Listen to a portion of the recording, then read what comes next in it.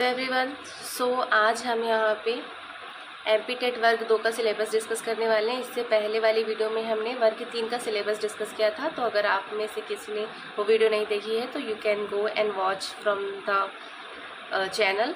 So let's start. तो यहाँ पे देखिए, ये हमारा सिलेबस हो गया।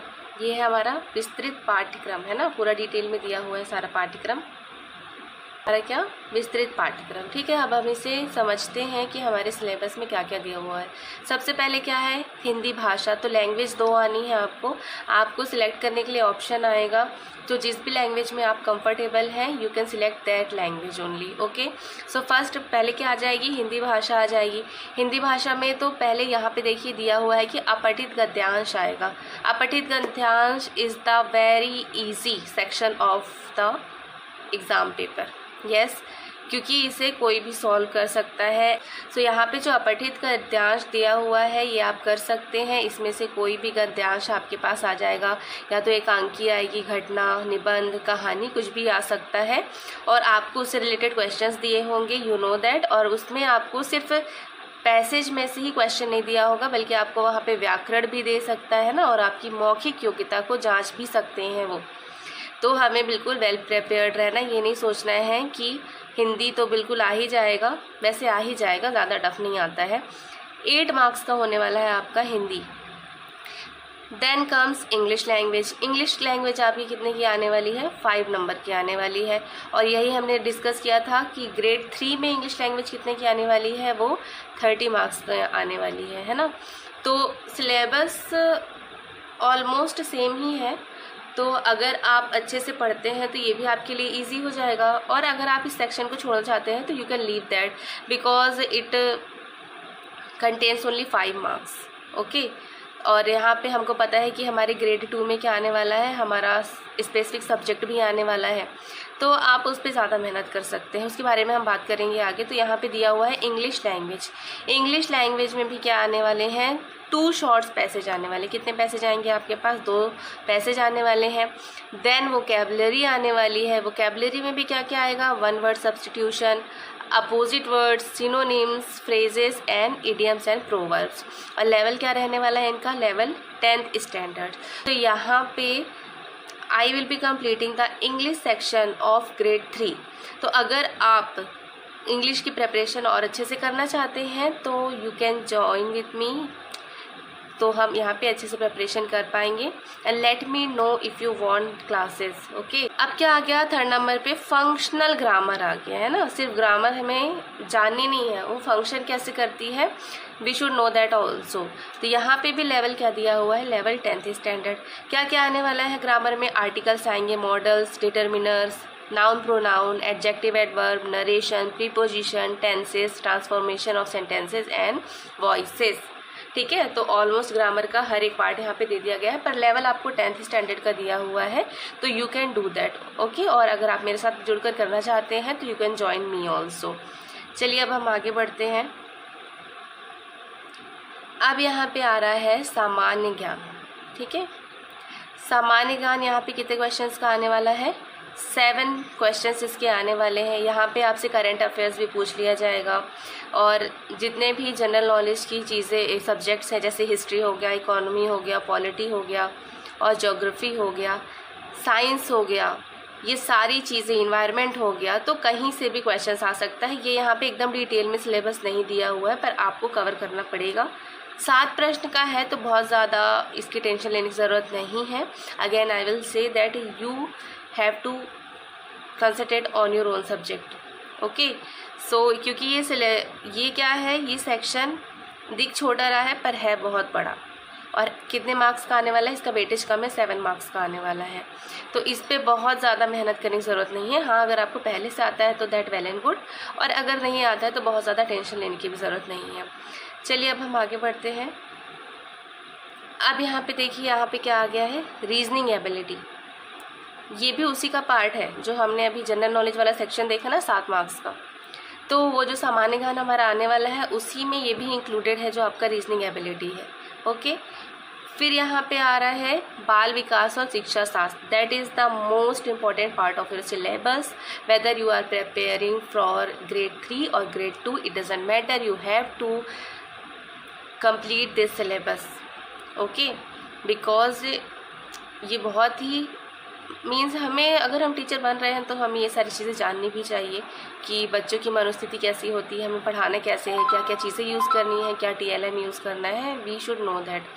तो यहाँ पे कितने मार्क्स का आने वाला है, 10 नंबर का आने वाला है पेडागॉजी। तो अगर आप अदर टीचिंग एग्ज़ाम्स की प्रिपरेशन पहले कर चुके हैं या करते आ रहे हैं, या फिर आपने सीटेट दिया हुआ है, तो आप इससे इंट्रोड्यूस होंगे इस सिलेबस से और आपको बहुत कुछ आता भी होगा। पर अगर it is your first time तो आपको थोड़ा सा इससे मेहनत करनी पड़ेगी। इसमें ज़्यादातर क्वेश्चंस अंडरस्टैंडिंग बेस्ड आते हैं ना, अगर आपने समझ विकसित कर ली तो आप क्वेश्चंस को डील कर सकते हैं, okay. So I have qualified CTET, तो पेपर 2 एंड पेपर 1 दोनों क्वालिफाइड है और मैंने CDP में स्कोर किया था, एक में 29 और एक में 27, ठीक है। तो इसके लिए अंडरस्टैंडिंग, समझ आपकी अच्छी होनी चाहिए। और समझ कैसे होगी, तो पहले तो आपको कंटेंट पढ़ना है, यहाँ पे पूरा सिलेबस दिया हुआ है, आप कंटेंट पढ़ेंगे पहले। यूट्यूब पे बहुत सारी फ्री क्लासेस अवेलेबल भी हैं और अगर आप चाहेंगे तो I will bring the classes for you, अगर आप चाहेंगे तो you can comment in the comment section. तो यहाँ पे ये सारे सिलेबस सबसे पहले आपको कंप्लीट करना है और उसके बाद आपको ज़्यादा से ज़्यादा क्वेश्चंस प्रैक्टिस करनी है, क्योंकि इसमें क्या होता है, ऐसे क्वेश्चंस के ऑप्शन दिए होते हैं जिस पे आप कंफ्यूज जल्दी हो जाते हैं। सिमिलर क्वेश्चंस के ऑप्शंस दिए होते हैं, हमें लगता है कि सारे ही सही हैं या फिर आप दो में ही कंफ्यूज हो जाएंगे। तो ये आप कैसे डील करना सीख सकते हैं, सिर्फ क्वेश्चन प्रैक्टिस से। तो आपको क्वेश्चन प्रैक्टिस यहाँ पे करनी पड़ेगी। ये सारा सिलेबस दिया हुआ है। बाल विकास के सिद्धांत आपको पढ़ने हैं, जैसे पियाजे का सिद्धांत है, वाइगोत्स्की का है, कोहलर का है और एंडरसन का है। तो ये सारी चीज़ें आपको आनी चाहिए। उसके बाद बच्चों का मानसिक स्वास्थ्य कैसा है, उनके व्यवहार संबंधी समस्याएं, वंशानुक्रम और वातावरण का बच्चों पर क्या प्रभाव पड़ता है, शिक्षक और अभिभावक कैसे बच्चों को सपोर्ट करते हैं, कैसे उनके साथी बनते हैं ना, आप सभी को ये सारी यहाँ पे दिया हुआ है। देखिए स्पेसिफिक पियाजे, पावलोव, कोहलर, थॉर्नडाइक, रचना और आलोचना। तो आपको सिलेबस से जुड़कर ही तैयारी करनी है, ये नहीं कि हम कुछ भी पढ़े जा रहे हैं। आपको सिलेबस देखना है, सिलेबस के हिसाब से आप अपनी तैयारी शुरू करिए। मोस्ट ऑफ द टाइम क्या होता है कि चीज़ें सिलेबस से ही आती हैं, पर हम ज़्यादा पढ़ने के चक्कर में सिलेबस की चीज़ों को छोड़ देते हैं। तो आपको ये नहीं करना है, पहले सिलेबस कंप्लीट करिए, उसके बाद क्वेश्चन प्रैक्टिस करिए। जब आप क्वेश्चन प्रैक्टिस करेंगे तो वैसे भी आपको बहुत सारी चीज़ें डील करने के लिए आएंगी, नई नई चीज़ें आपको सीखने को मिलेंगी, तो तब आप उस चीज़ों को कवर कर सकते हैं। पर सिलेबस को इग्नोर मत करिएगा, सिलेबस आपको कंप्लीट करना ही है, ठीक है। यहाँ पर देखिए, सामाजिक निर्माण के रूप में जेंडर की भूमिका, लिंग भेद और शैक्षिक व्हाट इज़ दैट, शैक्षिक प्रथाएं, ठीक है। तो जेंडर की क्या भूमिका है, बच्चों की, फीमेल की क्या भूमिका, गर्ल है, बॉय है, ये सारी चीज़ें आपको आना चाहिए। व्यक्तित्व और उसका मापन आपको यहाँ पे सीखना है। अधिगम के लिए आकलन मीन्स इवैल्यूएशन, कैसे हमें आकलन करना है। फॉर्मेटिव इवैल्यूएशन आ जाएगा, समेटिव इवैल्यूएशन आ जाएगा, CCE इसके अंदर आ जाएगा। तो ये सारी चीज़ें आप अच्छे से कर सकते हैं। फिर यहाँ पे आ गया है अधिगम और शिक्षा शास्त्र, पेडागॉजी जिसे हम बोलते हैं। पेडागॉजी क्या है कि हम सिखाएंगे कैसे, ये शिक्षा का शास्त्र है ना। सिखाना कैसे, पढ़ाना कैसे, ये एक टीचर को बहुत अच्छे से आना चाहिए। तो ये चीज़ यहाँ पे दी हुई है कि हम बच्चों के साथ डील कैसे करेंगे, है ना, कैसे उन्हें हेल्प करेंगे। How will we facilitate the student to achieve the desirable outcome, okay. Then move, ये यहाँ पे दिया हुआ है, ये पूरा आपका सिलेबस है, ठीक है। तो if you want you can screenshot also, you can take screenshot. Then here comes your subject.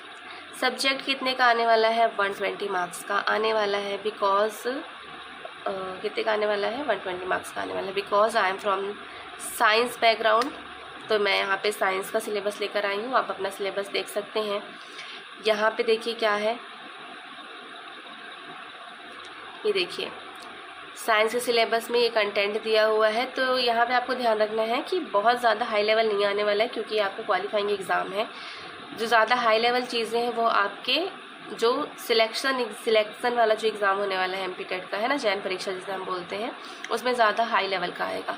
पर इसमें बहुत ज़्यादा हाई लेवल नहीं पूछेगा, सरफेस पर ही पूछेगा। तो अगर आप ये जो सिलेबस में दिए हुए हैं वर्ड टू वर्ड अगर आप टॉपिक्स कंप्लीट कर देते हैं तो you will be able to deal with the questions, ठीक है। और यहाँ पे जो सिलेबस दिया हुआ है ना, वो मोस्टली 8 to 10 बस इतना ही आपको पढ़ना है, उससे ऊपर नहीं जाना है। 11th 12th को आप मत टच करिए। 10th तक में आराम से सिलेबस कंप्लीट होने वाला है। ये जो ब्रह्मांड दिया हुआ है, मापन, ये सारी चीज़ें सब बेसिक दिया हुआ है, ये सब 9th-10th के सिलेबस में आपको मिल जाएगा। जैसे धातु अधातु है, अणु परमाणु तत्व, यौगिक मिश्रण, रासायनिक संकेत, ये सारी चीज़ें मिल जाएंगी आपको। इसमें ध्यान रखिएगा कि 6 to 8 का भी कुछ पार्ट मिला हुआ है, तो आपको वो भी पढ़ना पड़ेगा। लेकिन आप कैसे पढ़ेंगे, पूरी बुक उठाकर नहीं पढ़ने लगना है। जो भी आपका सिलेबस में दिया हुआ है आप वो टॉपिक देखिए और उसको उस बुक से कंप्लीट करिए। और इसके लिए आप सबसे ज़्यादा भरोसा किस पर करेंगे, NCERT। तो आपको अपना सिलेबस जो ये आपका स्पेसिफिक सब्जेक्ट वाला पार्ट है वो आपको कहाँ से कंप्लीट करना है, NCERT से आप कंप्लीट करेंगे। यहाँ पे बल, गति, दाब दिया हुआ है, ये सारी चीज़ें 9th-10th के सिलेबस वाली ही हैं, है ना। तो ये सारी चीज़ें आपको करनी है। और इसके साथ 120 मार्क्स में सिर्फ आपका ये सब्जेक्ट नहीं रहने वाला है, आपकी सब्जेक्ट की पेडागोजी भी आने वाली है। तो देखिए पेडागोजी हमने CDP में देखा और यहाँ पे सब्जेक्ट स्पेसिफिक भी देख रहे हैं। तो pedagogy is the very important part you have to study, ठीक है। तो ये आपको कर ही लेना है। तो यहाँ पे ये आपका सिलेबस हो गया ख़त्म, ये सारा सिलेबस दिया हुआ है। You can take a screenshot from here. So that's it. अगर आप मेरे साथ जुड़कर तैयारी शुरू करना चाहते हैं तो please like, subscribe and share with your friends those who are doing preparation for any teaching exam. And thank you, bye bye.